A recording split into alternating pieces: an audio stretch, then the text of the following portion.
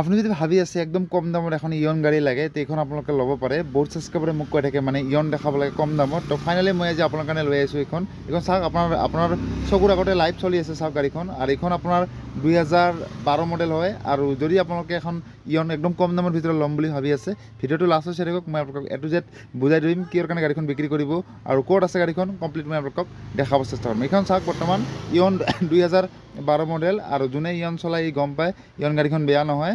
এতিয়া অল্টো আৰু ইয়নখন মানে সবচে বেছি চেল মানে সৰু গাড়ীৰ ভিতৰত সবচে বেছি চেল ক'ব লাগিলে ইয়ন আৰু অল্টোখন মানে পাৰ্টছ মানে চবতে পোৱা যায়, এভেইলেবল পাৰ্টছ পোৱা যায়। আৰু ইয়ন গাড়ীখন যোনে চলাই গম পায় গাড়ীখন ইমান বেমাৰ নাই গাড়ীখনত। আৰু যদি আপোনালোকে এইখন ল'ম বুলি ভাবি আছে তেতিয়াহ'লে গোলাঘাটত যাব লাগিব। গোলাঘাটত গাড়ীখন আছে, গোলাঘাট আছাম। আৰু গাড়ীখনৰ কোনো ধৰণৰ বেমাৰ নাই। দাদাজনক মই ভালকৈ কথা পাতিছোঁ, দাদাজনে কৈ আছে গাড়ীখনৰ কোনো ধৰণৰ বেমাৰ নাই। আৰু গাড়ীখন যদি আপোনালোকে লয় তেতিয়াহ'লে গোলাঘাটত যাব লাগিব। আৰু কণ্টেক্ট নম্বৰটো মই কমেণ্টত দিছোঁ, কমেণ্টৰ পৰা যদি কণ্টেক্ট নম্বৰটো ডিলিট হৈ যায় তেতিয়া ভাবি ল'ব গাড়ীখন চেল হৈ গৈছে।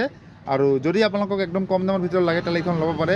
দাদাজনে কৈ আছে 1,05,000 টকা কৈ আছে। আৰু যেতিয়া যাবি আপোনালোকে মেকাল লৈ যাব, মানে গাড়ীৰ বিষয়ে যদি আপোনাৰ নলেজ নাই তেতিয়াহ'লে আপুনি মেকাল লৈ যাই ভালকৈ টেষ্টিং কৰাৰ পিছত এইখন লৈ আহিব। আৰু দাদাজনে কৈ আছে গাড়ীখনত 1 টকাৰো কাম নাই, আপুনি ডাইৰেক্ট তেল ভৰাই আপুনি বিন্দাছ লৈ আহিব পাৰিব, কোনো ধৰণৰ প্ৰব্লেম নাই। আৰু গাড়ীখন 27লৈকে আছে, আপ টু ডেট কৰা আছে গাড়ীখন 2012 মডেল। আৰু যদি আপোনালোকে 5 বছৰ ৰেনু কৰিব বিচাৰে ৰেনু কৰিব পাৰিব।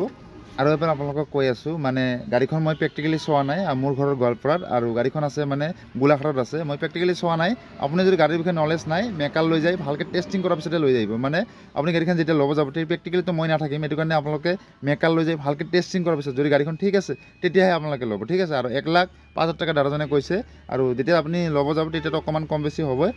আপুনি যাই সেনে ডকুমেণ্টছবিলাক চাই যদি আপোনাৰ নাম ট্ৰান্সফাৰ হয় তেতিয়াহ'লে গাড়ীখন আপোনালোকে লৈ আহিব। আৰু যদি আপোনালোকৰ ছেকেণ্ড হেণ্ড গাড়ী, ছেকেণ্ড হেণ্ড ট্ৰেক্টাৰ যদি আছে আপোনাৰ লগত, যদি চেল কৰিম বুলি ভাবি আছে 7002383317 এইটো মোৰ পাৰ্চনেল হোৱাটছএপ নম্বৰ হয়। ইয়াতে আপোনালোকে মোক এনেকৈ টাইপৰ ভিডিঅ' বনাই বা ফটো দিলে মই আপোনালোকৰ কাৰণে চেল কৰি দিব চেষ্টা কৰিম। আৰু যদি আপুনি মোৰ ভিডিঅ'বিলাক চাই থাকিব বিচাৰে তেতিয়াহ'লে মোৰ পেজটো ফ'ল' কৰি ৰাখিব। আৰু মনজিত দিয়েক যোনটো ইউটিউব চেনেল আছে তাতে আপুনি ছাবস্ক্ৰাইব কৰি ৰাখিব। যিমানখিনি ভিডিঅ' আহে আপোনালোকে চাব পাৰিব।